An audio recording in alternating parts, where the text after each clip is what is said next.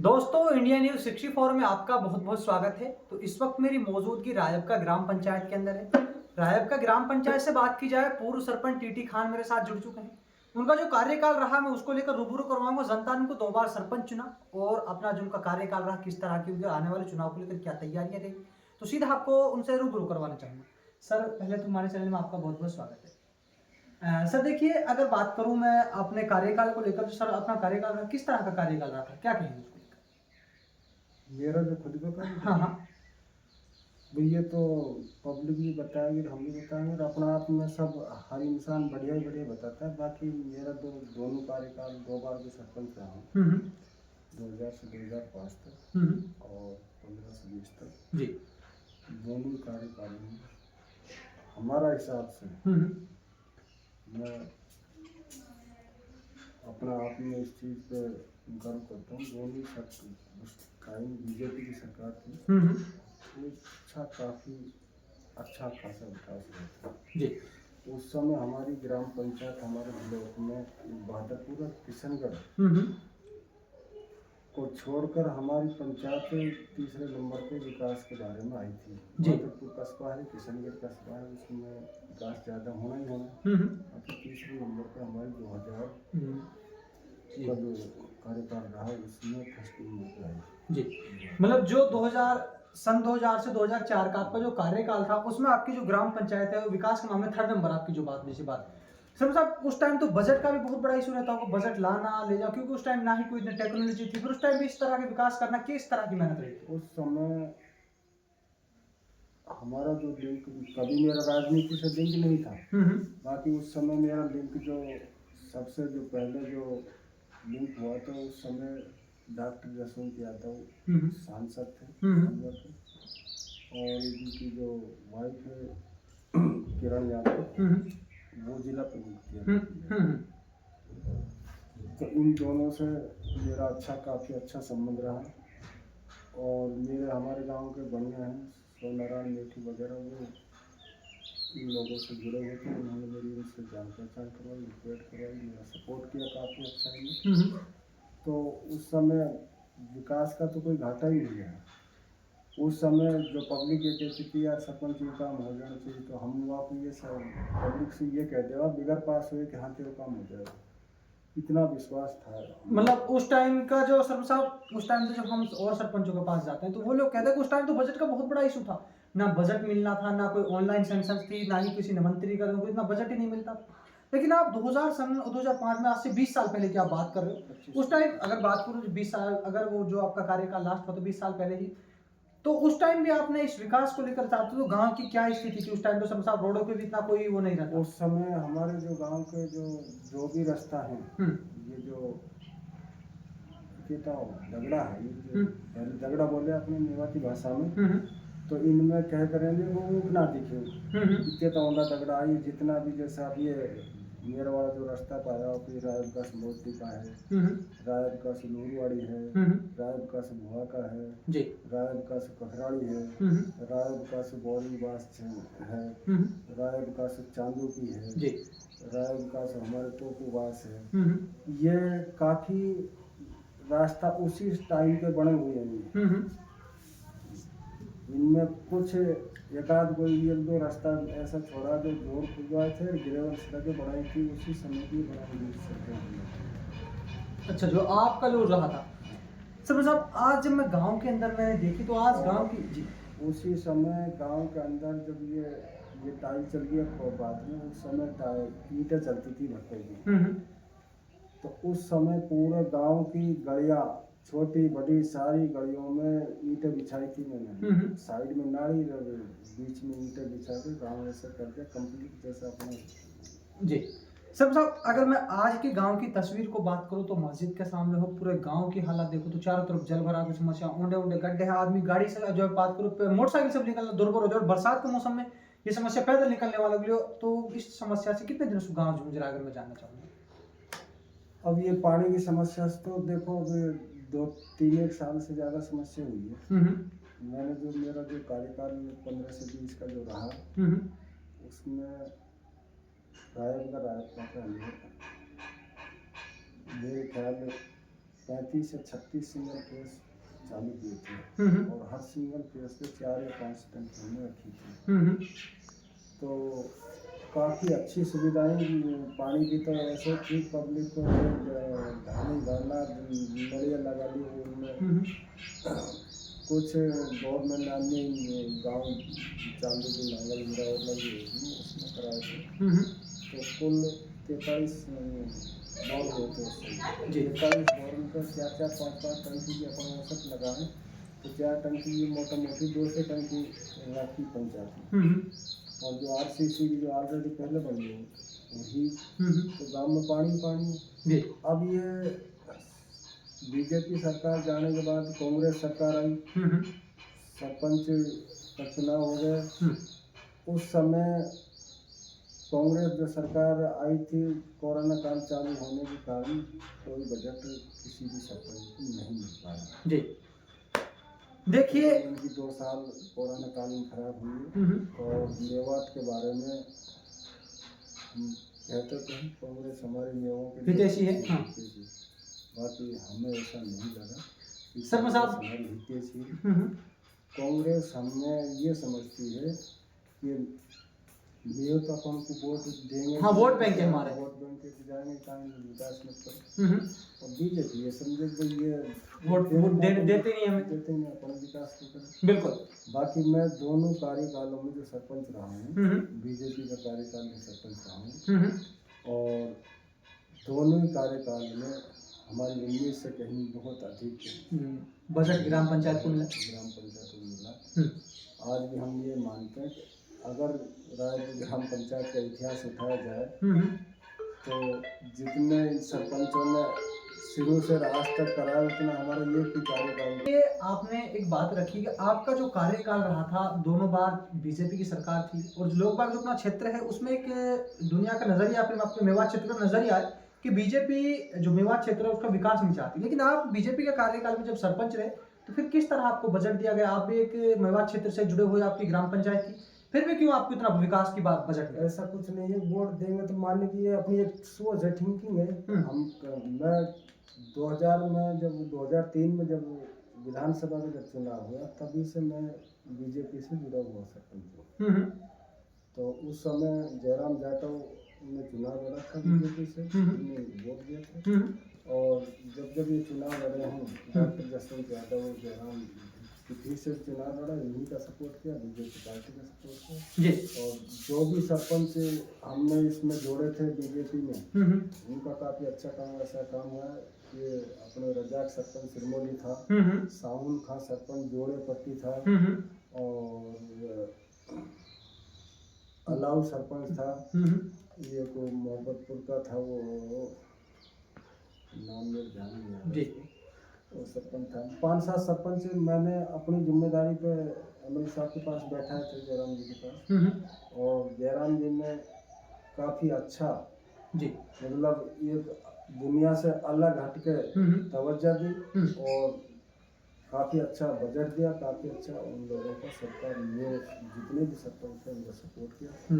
ऐसा कुछ नहीं है भाई बीजेपी अपना करे ना, बीजेपी के पास अपन जाएगा कहेंगा तो करेंगे, जब जाएंगे यार उसकी अपन खिलाफत करेंगे तो क्यों करेंगे? बिल्कुल क्यों सर साहब देखिए अब कुछ जब तक अपना समाज ये नहीं देखेगा भाई पार्टी कोई सी भी हो, भाई आदमी अपना ये काम आएगा तो कांग्रेस का अपन को नुकसान दे रहा है तो उनके झटका दे दे। हाँ बिल्कुल, दोबारा देख लो भाई जब तक अपन बालक को डांटेंगे ना किसी काम से तो उसके एहसास थोड़ी होगा जी। तो यही है, अब इनको अब की बार जो भी नहीं जिताना चाहिए था हमारे समाज में, मैं कहता हूँ। बाकी इनकी तो गाड़ी लगा दी, कार लगा दी, इनको फ्री का फोकट का खाना खवा दिया, फिर जूली गाने लग गए, 3-4 साल गाड़ी।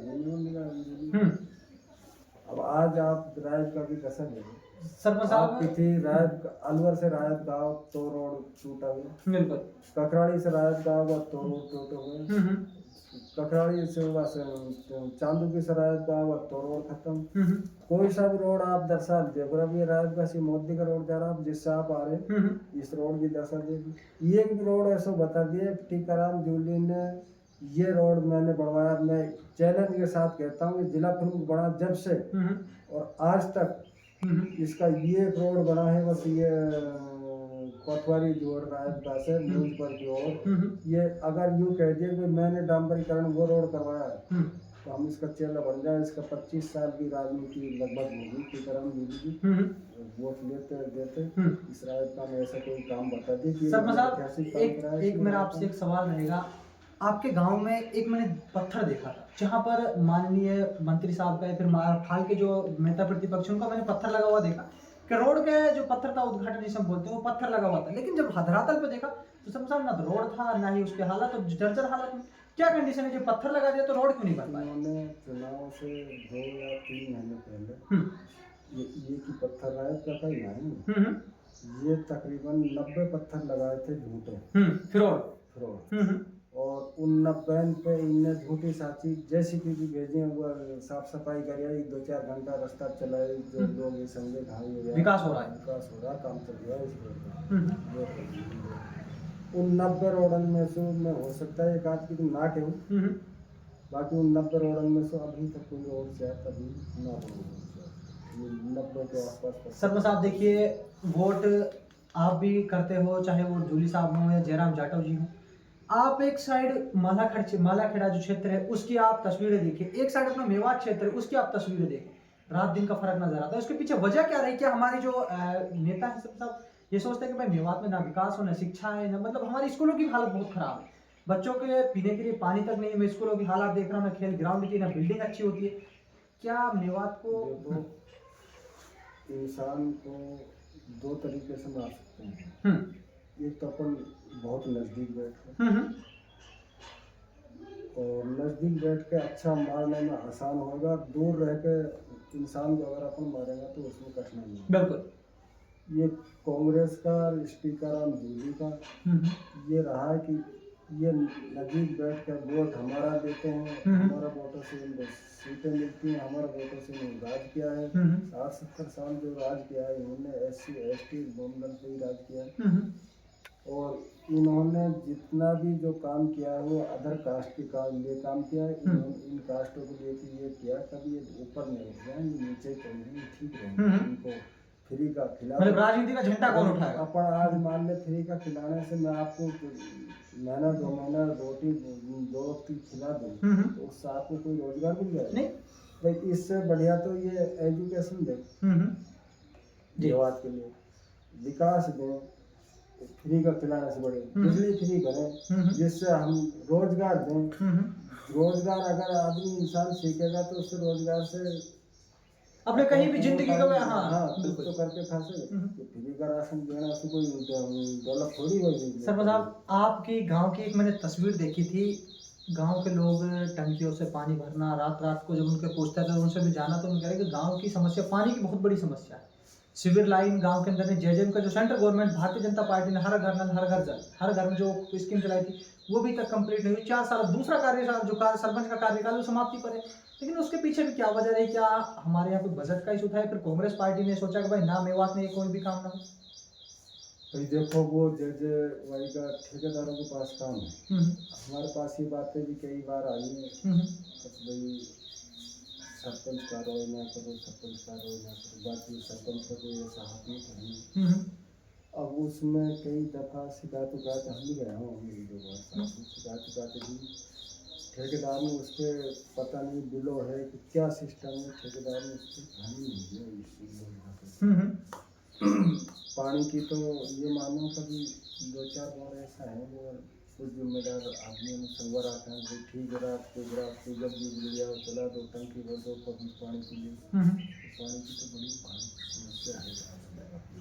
सर साहब अगर माननीय अपने मुख्यमंत्री जी या फिर माननीय जयराम जाटव साहब यहाँ के MLA होते तो आपको उम्मीद थी कि आपके गांव की जो पानी की समस्या है सॉल्व हो पाती? बिल्कुल 100%। आप सरपंच ना होते हुए भी उम्मीद थी कि भाई आपके जो काम है होते अगर यहाँ से वो विधायक होते तो? बिल्कुल होते, अब भी उम्मीद करते हैं जो कुछ ये अगर कांग्रेस नहीं करा पाए तो फिर भी ये बीजेपी हमारा काम करेंगे। सर साहब आने वाले चुनाव को लेकर अगर मैं बात करूँ अपने पंचायत को तो आगे की क्या तैयारियां रखी है, किस तरह आपके जो कार्यकाल है जनता से जब मैंने जाना तो याद कर रहे थे उन्होंने कहा कि एक सरपंच थे हमारे जो जिस टाइम हमारे गांव की रोडों की हालत बिल्कुल ठीक थी, चाहे वो अपने नाली वगैरह की, लेकिन आज नालियाँ भी ठीक नहीं है, आज रोड भी ठीक नहीं है। उसके पीछे क्या वजह रही, क्या कंडीशन है थी, क्या अगर आप सरपंच बने तो ये समस्या क्या सोल्व हो पाएगी या फिर जू का तो बनी रहेगी? भाई देखो, समस्या तो सॉल्व होगी, कोई न कोई आएगी ना, मैं ही सॉल्व करूँ कर सकूँ समस्या को। गाँव में गाँव वस्ती बड़ी है। बाकी मेरे राजनीति की मेरी कोई तैयारी है और मेरा कोई मन है इसमें राजनीति में। और मैं तो ये समझ रहा हूँ कि मैं आज अलवर जिला को भी अपना बना दूँ, तो मुझे करना क्या है जी, ये अब आखिरत की तैयारी करनी। आखिरत की जिसमें जब भी हम कोई नमाज में जाए, जनाजा की नमाज में जाए, तो मौलाना भी कहेंगे सबसे होशियार आदमी वो है जिसने अपनी आखिरत की तैयारी करनी। बिल्कुल। हम तो अब 10-5 साल खुद की अपनी उम्र हो चुकी, 15 साल चल जाए, 20 साल चल जाए, तो गोडा ही ना चलेंगे, नमाज भी ना पढ़ी जाएगी। अब पुरान पानी सिर्फ और सिर्फ लोग आखिरत की तैयारी के लिए बच्चा अपने धंधे से लग जाए, बड़े बड़ा बेटा से काम से लग जाए, तो बड़ा दो काम